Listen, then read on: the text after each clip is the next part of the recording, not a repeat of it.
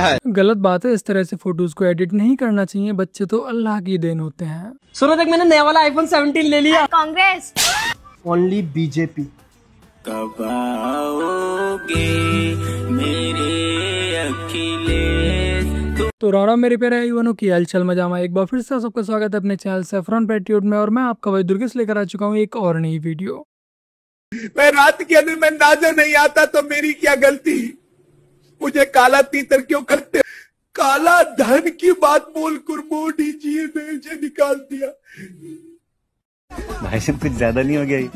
मतलब Udit Raj Indian revenue service यानी कि IRS अधिकारी रह चुके हैं। इनकी पत्नी भी IRS अधिकारी हैं, जैसे अरविंद केजरीवाल हुआ करते थे। बाकी का आपको बता दूं कि सन 2014 में ये बीजेपी से सांसद भी रह चुके हैं। पर उस सब के बावजूद भी इनके पास इतनी गरीबी थी कि ये बेचारे अपना घर खुद का नहीं बनवा सके। फिर 2003 में ये बेचारे रिटायर्ड हो गए थे उदित राज। 2024 में इनकी बीवी भी रिटायर्ड हो गई और उसके बाद सरकार इन्हें नोटिस पे नोटिस देती रही कि साहब बंगला खाली कर दो। बट साहब इतने कंगाल थे, इतने ईमानदार थे कि इन पे 1 रुपया नहीं हुआ इनका खुद का बंगला बनाने के लिए। इसलिए बेचारे मजबूरी में ना चाहते हुए सरकारी बंगले पर कब्जा करके बैठे हुए थे। फिर ना चाहते हुए भी मजबूरी में सरकार ने नोटिस पे नोटिस दिए। उसके बाद जब इन्होंने फिर भी बंगला खाली नहीं किया तो फिर सरकार ने जबरदस्ती इनका सामान उठाकर बाहर निकलवा दिया। उसके बाद के जो घड़ियाली आंसू हैं वो आप लोगों ने देख ही लिए। प्रियंक खड़गे is a first class idiot. He has insulted Assamese youth because he has said that Assam doesn't have educated, competent youth. That is an insult to entire Assamese youth. So we are considering whether a case can be filed against him in the court of law. But let me say, he is a first class idiot. Hemant विश्व शर्मा जी जब कांग्रेसियों की धुलाई करते हैं तब झिझक को घर पर छोड़ के आते हैं और बेझिझक होकर धुलाई करते हैं। अभी तो चुनाव चल रहा है, देख लेते हैं क्या होता है। खेसारी लाल कह रहे हैं कि 2 करोड़ जॉब देंगे महागठबंधन के लोग। कौन सा जॉब देंगे खेसारी लाल? नाचने वाला? सर पीएम मोदी का नाचने वाला? इस सब में हमारे तेजू भैया की कोई भी गलती नहीं। ये पत्रकार बार बार खेसारी लाल को लेकर तेजू भैया के पास पहुंच जाते हैं, फिर तेजू भैया इनकी फजीहत कर ही देते हैं। बाकी का जो लोग RJD को वोट करेंगे, जो लोग महागठबंधन को वोट करेंगे, उनके लिए ये नाचने वाली जॉब भी कोई बेकार नहीं है। वैसे भी जो RJD का गठबंधन है वो कांग्रेस के साथ ही है और कांग्रेस का तो नाचने को लेकर पुराना रिश्ता है। सबको हर घर नौकरी देने की बात कही जा रही है आपको पता है। और भी कांग्रेस की तो सरकार है अन्य राज्यों में, वहाँ तो आपने कोशिश कही कि आप यहाँ बिहार में कर रहे हैं, चुनाव है तो चाहे चुनाव के लिए आपने ये कर दिया, तो और भी जगह पे आपने ये किया नहीं है। कांग्रेस जो और भी सरकार है अन्य राज्यों में, तो बिहार में ही क्यों आप करना चाह रहे हैं? पहले आपने देखा कहीं क्यों नहीं कर दूसरे राज्य। ये फंस गया सीएम, इसे पार्टी की मीटिंग समझ के फंस गया। ऐसा है, एक सोच विकसित करने की जरूरत है। बिहार की जनता जब सोच और बदलाव के साथ आगे बढ़ेगी तो एक परिवार में एक नौकरी क्या अनगिनत रोजगार के साधन पैदा होंगे। एक सोच विकसित करने की जरूरत है। कोई सेंस है इस बात? मेरे बारे में ज्यादा मत सोचा करो। मैं दिल में नहीं आता, मैं समझ में भी नहीं आता, मैं आता ही नहीं। कांग्रेस को बिहार में चुनाव प्रचार करने के लिए कम से कम ऐसे लोगों को बुलाना चाहिए जिन्होंने अपने क्षेत्र में विकास किया हो, कोई बड़ा काम किया हो, कोई मिसाल ऐसी बनाई हो जो आकर बिहार में वो बता सकें जिसके बारे में। ये तो खुद ही जो सरकारी नौकर है उनकी ही सैलरी नहीं दे पा रहे हैं, तो नई सरकारी नौकरी की बात ये बेचारे कहाँ से करेंगे। हम चाहते हैं कि बिहार का युवा, जैसे आपने देखा होगा आपकी शर्ट के पीछे, फोन के पीछे क्या लिखा है बताओ? Made in China. सही? नरेंद्र मोदी जी ने हिंदुस्तान के जो छोटे बिजनेस वाले हैं, छोटे उद्योग हैं, उन सबको खत्म कर दिया नोटबंदी और GST लागू करके। जहां भी आप देखो मेड इन चाइना। हमारा कहना है कि मेड इन चाइना नहीं, मेड इन बिहार होना चाहिए उस फोन के पीछे। फोन के पीछे मेड इन चाइना नहीं, मेड इन बिहार। और फोन कहां बने? बिहार में। शर्ट, पैंट, फोन, कैमरा, सारे के सारे मेड इन बिहार। और बिहार के युवाओं को उन फैक्ट्रियों में रोजगार मिले ऐसा बिहार हम चाहते हैं। मेड इन बिहार क्यों, मेड इन पटना होना चाहिए, मेड इन दरभंगा होना चाहिए। और मैं तो कह रहा हूँ मेड इन पटना भी ना हो, मेड इन पटना के अंदर जो पटना सिटी है मेड इन पटना सिटी होना चाहिए, मेड इन राजेंद्र नगर होना चाहिए। और इससे भी ज़्यादा नीचे जाना है, इससे भी ज़्यादा आगे जाना है तो पटना में उस मोहल्ले के अंदर जिस घर में जिस कमरे में बनाया गया उस कमरे के नाम पर मेड इन रूम नंबर 2 होना चाहिए। जैसे ही लगता है कि पप्पू शायद अब थोड़ा मैच्योर होने लगता है, उसके बाद ये पप्पू कोई ना कोई ऐसी पप्पू वाली हरकत कर ही देता है। सरकार रोड निकालने अच्छा आप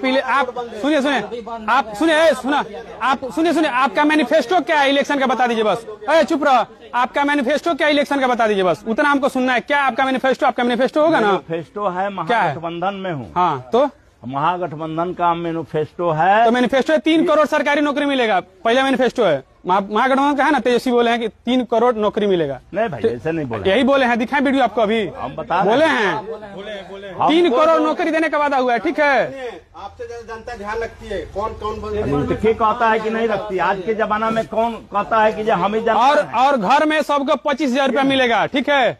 25,000 रुपया मिलेगा। बताइए बिहार सरकार का बजट कितना है? काला पूछ रहा है, बिहार सरकार का बजट कितना है कि 25,000 रुपया महीना सबको देगा? बताइए। हाँ तो बात तो आइए गई ना। तो मैनिफेस्टो बताइए ना, जो पूरा हो सके वो मैनिफेस्टो दीजिए, वोट लीजिए हमसे।